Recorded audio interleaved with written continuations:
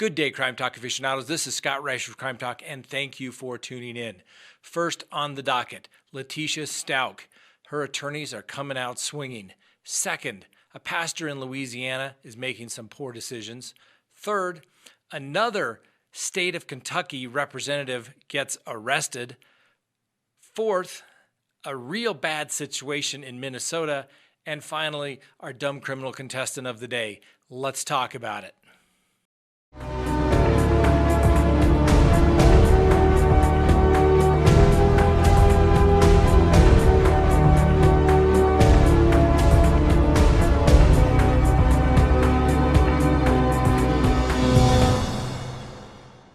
Good day, Crime Talk aficionados. My name is Scott Reisch, and thank you for tuning in to Crime Talk. If you have not already done so, we would ask that you please subscribe. If you have done that, hit that little bell so that you receive notifications of when we put out new content.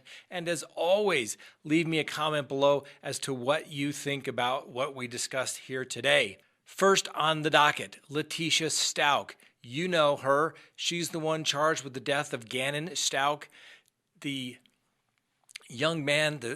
She was the stepmother of Gannon Stauch. He went missing. She was kind of the prime suspect, clearly became the suspect early on once we were able to review the affidavits. If you'd like to see the video of where we go through the affidavit, I'm sure we can put a link to that as well. Needless to say, she goes back to South Carolina. She gets indicted. They bring her back. They extradite her back here to Colorado. In the meantime, she has a little scuffle, attempted escape, allegedly, in the state of Kansas. And she's back here facing murder charges related to young Gannon.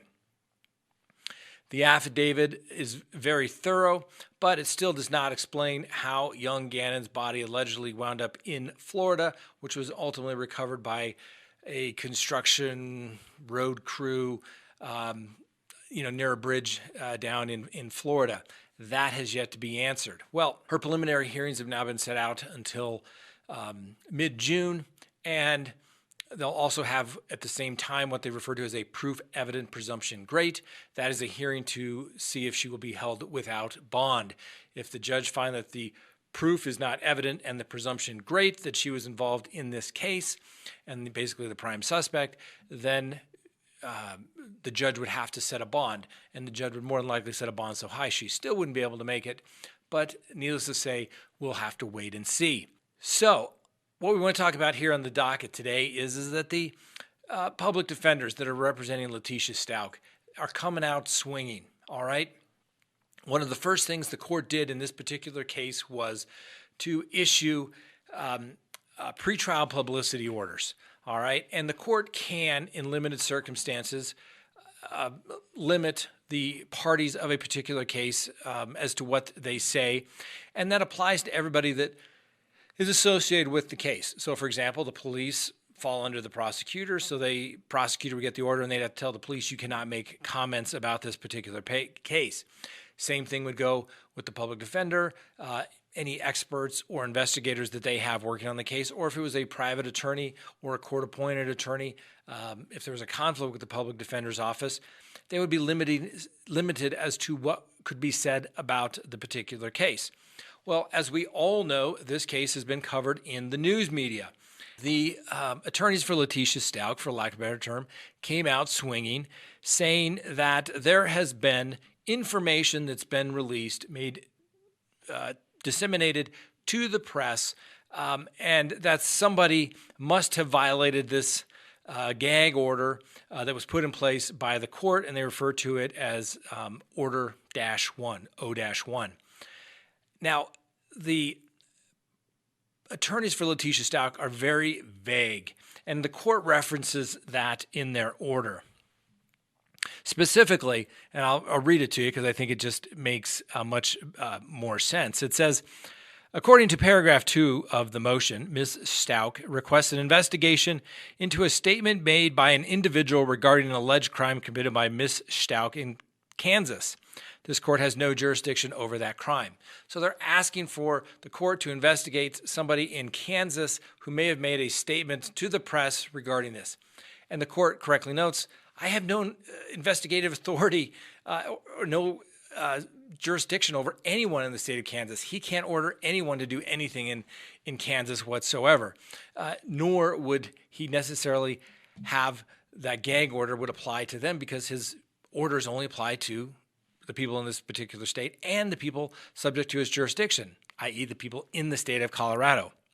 Then it goes on, it says, according to paragraph 4 of the motion, Ms. Stauch references a, quote, source as reporting that Gannon Stauch's body was found in a suitcase under an overpass. Counsel then asserts its conclusory fashion that the source of this information had to be one of the listed agencies or parties prohibited from discussing the case pursuant to O1, referring to Order 1.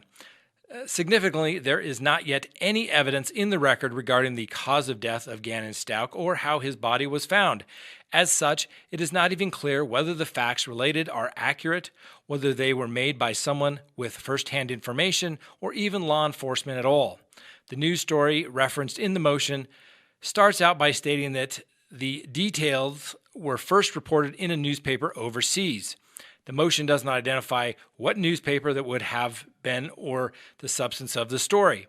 There is also no indication in the motion regarding when law enforcement in Florida learned that the body found was that of Gannon Stauch, or when Florida law enforcement authorities would have become aware of court's O1- order. The court simply declines to take further action at this time based upon the conclusory and speculative argument of defense counsel. If counsel has further facts to share in the form of an affidavit regarding such, the court may consider this matter once such facts are produced. And there was another paragraph regarding basically an original affidavit and then a redacted affidavit, and the court is dismissive of that because it says we would have released the affidavit anyway, so what does it really matter? But listen, the defense in this case tried to come out swinging, okay? And if there's one thing I've learned in 25 years of practicing law, because when you're young, you're eager, you want to go out there, you're fighting for justice, you're doing everything you can, sometimes you get a little overzealous. And you learn over the years, listen, if you're going to go accusing somebody of misconduct, you better have all your facts, your affidavits, your investigators' reports ready, willing, and able to go. Because if you don't, they're going to get shot down, as the court describes them as conclusory and speculative arguments of defense counsel. That's basically saying, nice try, but you have no evidence here whatsoever. Don't come back again unless you've got some real evidence of it. And what that does is, as an attorney, it reduces your credibility. When you file a motion, yes, you file the boilerplate motions to preserve things. Everybody does it. But if you have a real motion of real substance, you want the judge to sit down and actually read it. And if you are filing frivolous motions with no facts and no law on your side, the judge is going to say it's speculative and conclusory, which basically saying, why are you wasting my time? Okay? And that loses credibility, because if you're firing all those motions off, they don't even look at them anymore. All right? Yeah, you fire your normal ones to do it. But if you do something like that, you better be ready to go. It's the old classic thing. If you're going to kill the king, you got one shot. You better do it. You better do it well, because they're going to come get you. And here, they've already taken a swipe now at the prosecutor and the prosecutor's team, saying that somewhere someone leaked something. That doesn't get things off to a good start. You hold your powder dry until you're ready to go. Letitia Stauch's attorneys came out swinging, and it was a big miss. They didn't hit it out of the park at all. Big, big miss. Next on the docket, there's a pastor in Louisiana making some real poor decisions. Now, this pastor came to light because apparently he has a big mega church, and his name is Tony Spell. And he really gained some notoriety because he was not going to shut down his church in light of the COVID-19 shutdowns and distancing rules and what have you. And he also wanted people to spend their COVID-19 checks coming from the government, give it to him, to his church. Well, now this pastor has really done it. Apparently there's a warrant for Pastor Spell's arrest. and he's wanted on charges of aggravated assault relating to a bus incident which took place on Sunday. Now, according to the police, Bell was driving a bus and backed it up on the shoulder of the road, stopping the vehicle within a foot of the protester. There apparently is also another parishioner in this big church that is also charged with swerving towards protesters. You can't do that, ladies and gentlemen. Just like everybody wants to be able to protest freedom of assembly, you got to let other people do it too. That's the beautiful thing about America. The first, you got to let other people protest the stuff that you don't disagree with. That's what makes America great. The government wasn't trying to shut them down, and you certainly can't try to back over people as well. So the police, prior to issuing a warrant, actually reviewed the video taken by a television station and determined that, in fact, a crime had been committed. Now, this Pastor Spell, not to be outdone, says, of course, well, these people verbally assaulted him, his wife, and his young girls. Apparently, they were making some inappropriate gestures, grabbing various parts of their body and extending their middle fingers, so to speak. And he states in a text message, "What would you do with a man like that?" Well, I would tell you, Pastor, don't try to run them over, okay? First, if you try to go after someone, whether you're in your vehicle or you have a deadly weapon, which a vehicle could be a deadly weapon, we've talked about this before, you're committing a crime. It's an attempted aggravated assault, all right?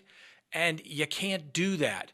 And you can't say that you are acting in self-defense when somebody used mean words or gestures towards you. Unless they were coming to attack you, only then can you use self-defense. And self-defense in most states is that you have to have a reasonable belief that your life or that of another person was in threat of death or serious bodily injury at that moment. Words are not enough, all right? And as I tell clients all the time, just like a firearm, a vehicle complicates things. You have to be able to tell a jury and explain to a jury, you've tried all other means to resolve and minimize this situation, even though that's not necessarily what the law is, that's the way the jurors are going to look at it. What steps could you have taken to diffuse the situation? You could have driven away. You could have rolled your window up, called the police. All those things could have been done until you act like you're going to run somebody over with your car. So although this Pastor Spell is given the presumption of innocence, like everyone that appears that we discuss on this particular program, they're all given the presumption of innocence until and if they are convicted in a court of law. And if there's anyone that will afford someone the presumption of innocence, it's this guy, all right? 25 years as a criminal defense attorney, everyone deserves the presumption of innocence. Next on the docket, more Kentucky state representatives gone wild. As you may recall, yesterday we talked about a state representative in Kentucky, Derek J. Lewis, was arrested on DUI charges and tried to use his position as a state representative to get out of it by just calling the sheriff, so to speak. Yeah, you can't do that. Well, guess what? There's another state representative, Robert Goforth.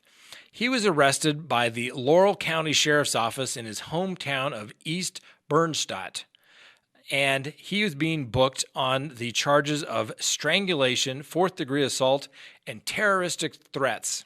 He's being held on a $25,000 cash bond, and it's not exactly clear as to what happened as to the factual basis that got the good state representative arrested. Now, this state representative is apparently the one that ran against Governor Matt Bevins and received 40% of the vote against the incumbent.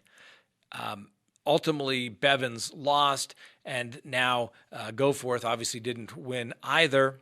But apparently, it looks like the people may have made the correct decisions. Obviously, he's given the presumption of innocence. We'll have to wait and see, but that's 2 Kentucky state representatives in 2 days. maybe those stay-at-home policies aren't working out. Everyone needs to put the Kentucky bourbon down and just relax for a little while. Let it go. Everybody just let it go. Take a deep breath. Let it go. Think about it. Is it really worth going to jail for? Ask yourself that. Probably not. Next on the docket, another weird case out of the state of Minnesota. There's a gentleman by the name of Ethan Broad. He's a 27-year-old man, and he is being charged with the missing or the disappearance of Destiny Avery. Apparently, Miss Avery was a friend of Mr. Broad, and she had been staying there for a while, and she had done this in the past. Apparently, her mother didn't think much about it, but she became somewhat concerned when she hadn't heard from Ms. Broad in several days. So as it turns out, when the police start investigating and speaking with Mr. Broad, he first makes a couple of statements. Now, obviously, people, if you're going to talk to the police, you have really two options. One, keep your mouth shut, or two, you tell the absolute truth, all right? And the absolute truth is always a good thing if that's what it was. Now, if it's not going to really help you out on the defense side, you may want to keep your mouth shut. But if you're going to tell the truth, just get it out there. Don't lie. It just reduces your whole credibility. So when you actually say something, people want to believe you. All right? It's kind of like filing motions that we talked about originally at the top of the show. You don't file something, you don't say something unless it's actually valid.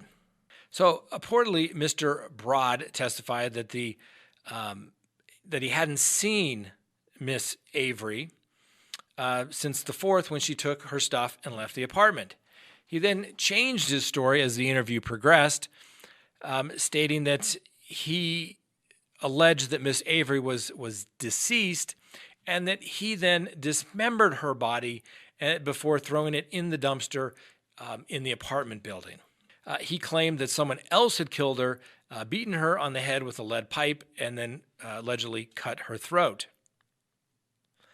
Broad allegedly asserted that other people moved Miss Avery's body to the garbage to get rid of it, but authorities said that the surveillance footage shows him by himself bringing blue storage totes to the garage.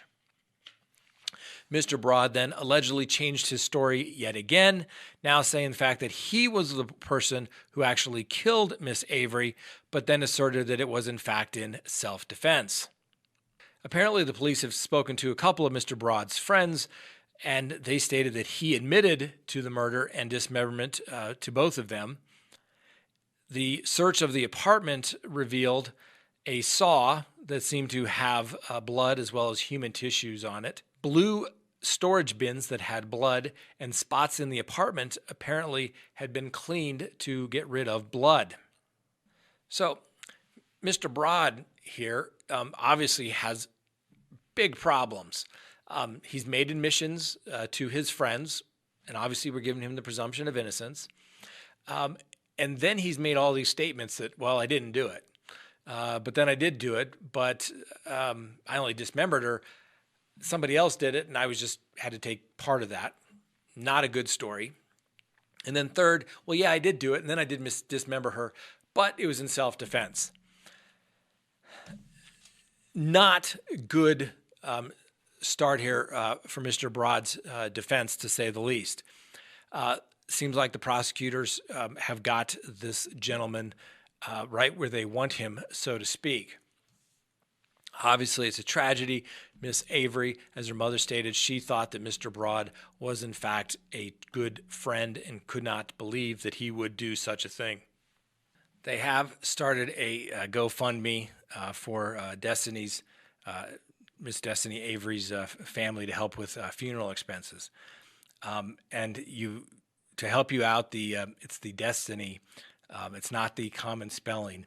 Dystynee is the spelling if you look for that on GoFundMe. Next on the docket, our dumb criminal contestant of the day. Now, I have to admit, this is a somewhat older story of our dumb criminal contestant of the day.